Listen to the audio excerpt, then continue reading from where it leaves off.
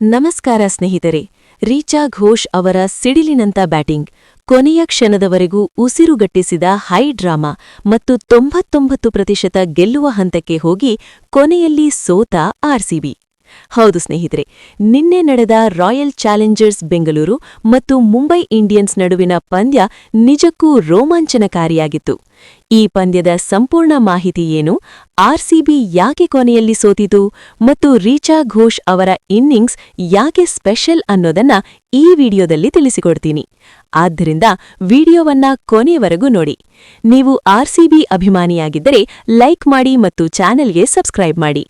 ಸ್ನೇಹಿತರೆ, ಮಹಿಳಾ premier league 2026ರ 16ನೇ ಪಂದ್ಯ ವಡೋದರದಲ್ಲಿ ನಡೆಯಿತು. ಮೊದಲು ಟಾಸ್ ಗೆದ್ದ ಮುಂಬೈ ಇಂಡಿಯನ್ಸ್ ಬ್ಯಾಟಿಂಗ್ ಆಯ್ಕೆ ಮಾಡಿಕೊಂಡಿತು. ಆರಂಭದಲ್ಲಿ ಮುಂಬೈಗೆ ಅಷ್ಟೊಂದು ಉತ್ತಮ ಆರಂಭ ಸಿಗಲಿಲ್ಲ, ಆದರೆ ನಂತರ ನ್ಯಾಟ್ಸಿ ವೈಬ್ರೆಂಟ್ ಮತ್ತು ಹೇಲಿ ಮ್ಯಾಥ್ಯೂಸ್ ತಂಡವನ್ನು ಕಟ್ಟಿದರು. ಹೇಲಿ ಮ್ಯಾಥ್ಯೂಸ್ ಅರ್ಧಶತಕ ಬಾರಿಸಿ ಔಟ್ ಆದರು, ಆದರೆ ನೈಟ್ಸೀವರ್ ಬ್ರಂಟ್ ತಮ್ಮ ಕ್ಲಾಸ್ ತೋರಿಸಿದರು. ಬೌಂಡರಿ ಮತ್ತು ಸಿಕ್ಸರ್ಗಳ ಮೂಲಕ ರನ್ ವೇಗ ಹೆಚ್ಚಿಸಿದ ಬ್ರಂಟ್ ಕೇವಲ 54 ಎಸೆತಗಳಲ್ಲಿ ಶತಕ ಪೂರೈಸಿದರು. 100 ರನ್ ಗಳಿಸಿ ಅಜೇಯರಾಗಿದ್ದು ಮುಂಬೈ ತಂಡವನ್ನು 20 ಓವರ್ಗಳಲ್ಲಿ 200 ರನ್ಗಳಿಗೆ ಕರೆದೊಯ್ದರು. ಇನ್ನು ಈ ದೊಡ್ಡ ಗುರಿಯನ್ನು ಬೆನ್ನಟ್ಟಿದ ಆರ್ಸಿಬಿಗೆ ಆರಂಭದಲ್ಲಿ ಶಾಕ್ ಎದುರಾಯಿತು.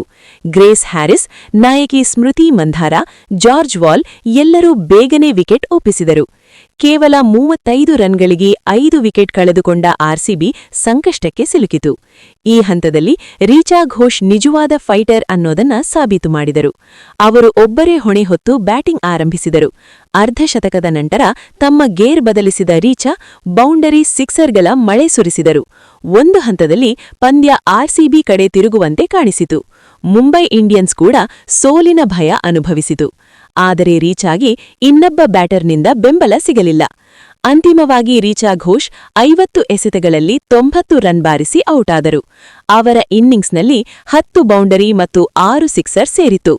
ಕೊನೆಯಲ್ಲಿ ಆರ್ಸಿಬಿ 15 ರನ್ಗಳಿಂದ ಪಂದ್ಯ ಸೋತರೂ ರೀಚಾ ಘೋಷ್ ಅವರ ಹೋರಾಟ ಎಲ್ಲರ ಮನಸ್ಸು ಗೆದ್ದಿದೆ. ಸೋಲಿನ ನಡುವೆಯೂ ಈ ಪಂದ್ಯ ಕ್ರಿಕೆಟ್ ಅಭಿಮಾನಿಗಳಿಗೆ ನೆನಪಾಗುವಂತಹದ್ದು. ಸ್ನೇಹಿತರೆ, ನಿಮಗೆ ಈ ಪಂದ್ಯ ಹೇಗೆನಿಸಿತು? ಕಾಮೆಂಟ್ನಲ್ಲಿ ನಿಮ್ಮ ಅಭಿಪ್ರಾಯ ತಿಳಿಸಿ.